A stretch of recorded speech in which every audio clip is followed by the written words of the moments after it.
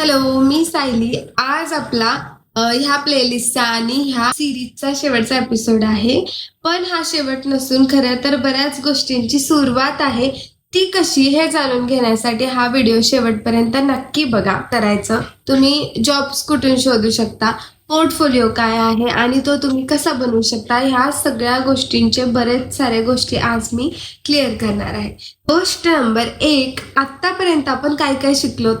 आतापर्यंत आपण AI, ChatGPT, digital marketing, Canva, graphic design, video editing, video तयार कसा करायचा, AI व्हिडिओ जनरेट कसे करायचे, इन शॉर्ट काय आहे, लँडस्केप, पोर्ट्रेट मोड वगैरे ह्या सगळ्या छोट्या छोट्या गोष्टींचे खूप इंट्रोडक्शनरी स्किल्स शिकण्याचा आपण ह्या एपिसोडमध्ये प्रयत्न केला आहे.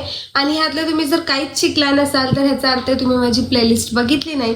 या व्हिडिओच्या शेवटी जाऊन पूर्ण प्लेलिस्ट एकदा नक्की चेक करा. प्रॅक्टिस कशी करायची.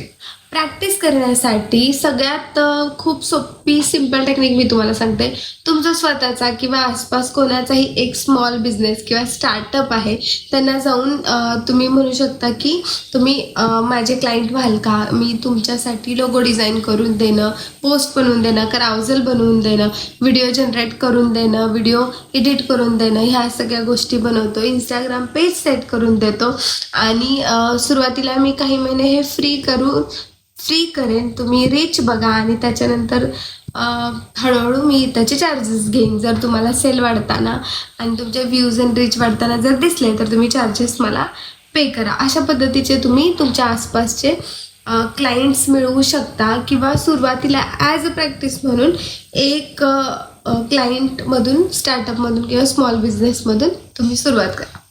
गोष्ट नंबर 3, एका कोणत्या तरी क्लायंटचा फुल प्रोजेक्ट बनवा. जसं एखाद्याचा केक शॉपचा बिझनेस आहे, बिझनेस किंवा स्टार्टअप एक मुलगी ओपन करायचा प्रयत्न करते. तिच्या बिझनेसचं नाव हे आहे. त्याचा मी छान असा लोगो तयार करून घेणार. तो कसा करणार तर ChatGPTला जाणार, ChatGPTला सांगणार की हे केकचं शॉप आहे, ह्याचं हे नाव आहे आणि ह्यामध्ये कोणते कोणते फ्लेवर्स किंवा कशा पद्धतीचे हे केक्स असणार आहेत, कोणता ऑडियन्स अट्रॅक्ट करायचा वगैरे अशी बेसिक इन्फॉर्मेशन देणार आणि त्याला सांगणार की एक मिनिमल आणि हायलाईट होणारा असा लोगो डिझाईन कर. मग त्याच्यानंतर आपल्याला हा लोगो मिळाला. लोगो मिळाल्यानंतर तोच लोगो मी YT क्रिएट ॲपमधून त्याला मोशन ग्राफिक करून घेणार. सो स्टार्टची स्लाईड किंवा एंडची स्लाईड आपली मिळाली. त्यानंतर मी त्याचं इंस्टाग्राम पेज बनवणार, जिथं प्रोफाईल पिक्चर म्हणून मी हा लोगो टाकू शकते. बायो दे म्हणणार, बायो ChatGPTकडून बायो क्रिएट करून घेणार की मला हा ऑडियन्स आहे, मला ह्या केक कोणाकोणापर्यंत पोचवायचं आहे, काय काय असायला हवं बायोमध्ये, असं सगळं बेसिक इन्फॉर्मेशन टाकणार आणि ChatGPTकडून बायो घेऊन मी इंस्टाग्रामला ते बायोही अपडेट करू शकते. त्याच्यानंतर एक पोस्ट टाकायला सुरुवात करणार, रील टाकायला सुरुवात करणार आणि हळूहळू हे पेज मी ग्रो करणार.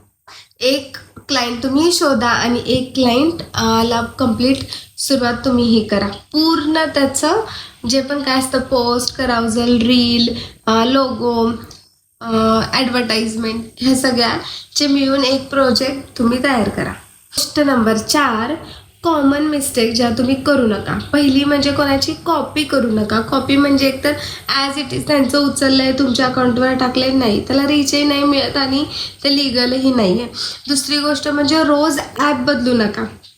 आज तुम्ही इनशॉर्टची फॅमिलियर झालाय, उद्या एडिट्स ट्राय सगळे करून बघा. पण जनरली सेटिंग्स ज्या त्या ॲपमध्ये तेच असतात, तर कन्फ्यूज जास्त व्हाल तुम्ही आणि परत मूड निघून जाईल एडिटिंगचा आणि मग कन्सिस्टन्सी ब्रेक होईल. एक्सपर्ट बनायचा प्रयत्न करू नका, जे की इम्पॉसिबल आहे.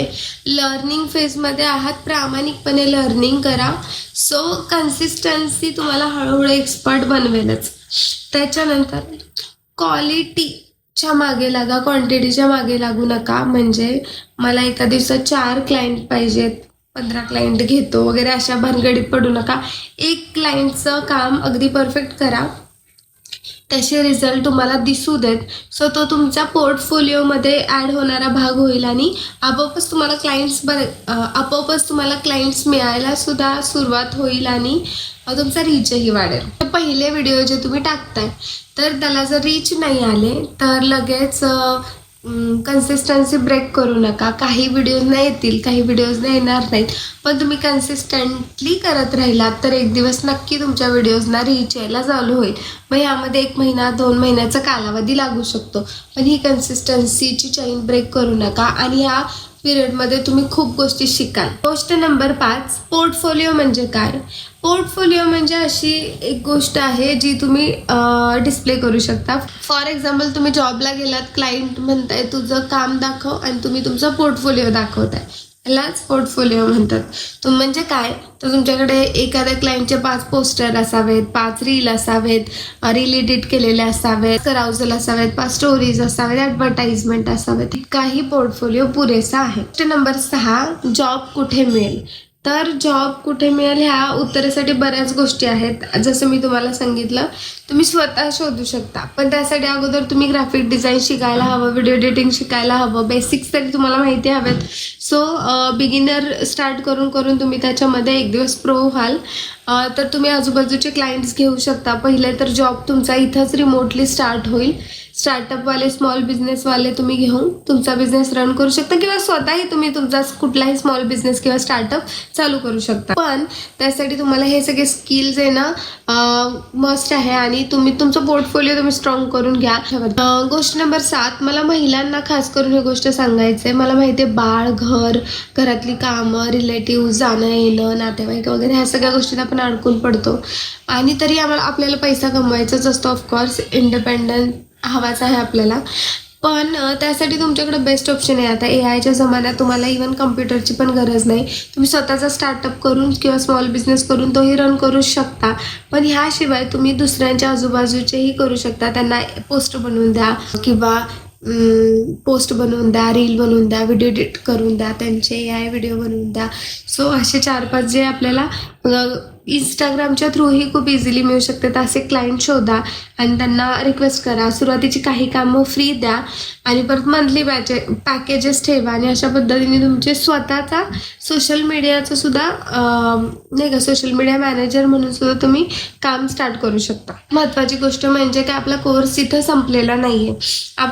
हे फक्त व्हिडिओज, जसं मी आधी सांगितलं, हे फक्त इंट्रोडक्शनरी व्हिडिओज आहेत. आता खरं तर आपण कोर्सला सुरुवात करणार आहोत आणि हे सगळे course me free of cost ठेवणार आहे, कारण भरभरून महिलांनी ह्याचा भरभरून यूज करून घ्या अशी माझी इच्छा आहे. महिलांनीच नाही, सगळ्या क्षेत्रातल्या सगळ्याच जणांनी ह्याचा उपयोग करून घ्या. कारण अगदी तुम्ही डॉक्टर असाल, वकील असाल, आर्किटेक्ट असाल, कुठल्याही क्षेत्रात असाल तर तुम्हाला सोशल मीडियाचं नॉलेज हे असलंच पाहिजे. आज जर तुमचा बिझनेस जर सोशल मीडियावरती नाही आहे तर तो नसल्यातच जमा आहे. त्याची जर तुम्ही सोशल मीडियावर असाल तर जास्त प्रमाणात ग्रो आणि लोकांपर्यंत खूप इझिली पोहोचू शकता. हे सांगणं काय नवीन होणार नाही. सो सोशल मीडिया ही गोष्ट सगळ्यांना आल्याच पाहिजेत. काही डिजिटल टूल्स आहेत, पोस्ट बनवणं, पोस्टर बनवणं, ह्या सगळ्याच्या सोप्या गोष्टी आहेत, त्या बनवणं आलंच पाहिजे. ठीक आहे. दुसरी गोष्ट म्हणजे आता आपण ही प्लेलिस्ट तर आपली कंप्लीट झाली, ह्या व्हिडिओज तर कंप्लीट झाल्या. आता आपण नेक्स्ट पुढच्या व्हिडिओपासून ग्राफिक डिझाईन ह्या टॉपिकवरती कंप्लीट सिरीज चालू करणार आहे, ज्याचे 8 व्हिडिओज येतील. त्यामध्ये मी तुम्हाला रिअलमध्ये एखादा ब्रँड आहे, समजा केकचा ब्रँड आहे, तर त्या केकच्या ब्रँडचा लोगो कसा डिझाईन केला, पासून इंस्टाग्रामचं पेज कसं तयार केलं, कशा पद्धतीने पोस्ट लावल्या, कसे रील्स बनवले, कशा पद्धतीने ChatGPT कडून आपण ॲडवाईस घेऊन चेंजेस केले, बायो कसा तयार केला, रीलला कॅप्शन कसं बनवलं, यूट्यूब पेज कसं बनवलं, यूट्यूब पेजचं थंबनेल कसं बनवलं गेलं, परत हॅशटॅग वापरून SEO वर्ड्स ChatGPT कडून घेऊन कशा पद्धतीने आपला चॅनल ग्रो केला, ह्या सगळ्या गोष्टी आपण ग्राफिक डिझाईनमध्ये बघणार आहोत. त्याशिवाय कराउजल कसं बनवायचं, एक पोस्ट जर असेल फक्त कराउजलमध्ये किंवा पोस्टमध्ये टाकायची असेल तर त्यामध्ये कोणत्या कोणत्या एक गोष्टी येणं अपेक्षित आहे, लोकांपर्यंत खूप फास्ट पण ऑर्गॅनिकली कसं पोहोचायचं, ह्या सगळ्या गोष्टी मी ग्राफिक डिझाईनच्या ह्या कोर्समध्ये डिटेलमध्ये मांडणार आहे. कुठलाही सॉफ्टवेअर शिकवणार नाही, ह्यामध्ये मी फक्त ChatGPT आणि दुसरी महत्त्वाची गोष्ट म्हणजे पेड जेमिनाय, जे तुम्हाला मी सबस्क्रिप्शन घेऊन दाखवणार आहे की पेड जेमिनाय कशा पद्धतीने वर्क होतं, पेड जेमिनायमध्ये इवन व्हिडिओज कशा पद्धतीने जनरेट करता येतात, किती येतात, आउटपुट कसे असतात, अशा भरमसाठ सगळ्याच गोष्टी आपण ग्राफिक डिझाईनच्या कोर्समध्ये शिकणार आहोत, तर एकही व्हिडिओ मिस करू नका. आणि सेम ग्राफिक डिझाईनचं झाल्यानंतर व्हिडिओ एडिटिंगचं झाल्यानंतर डिजिटल मार्केटिंग, कॉन्टेंट क्रिएशन वगैरे ह्या सगळ्या गोष्टी. डिजिटल मार्केटिंग हा जो मुद्दा आहे तो मी सगळ्यात लास्टला एक्सप्लेन करणार आहे.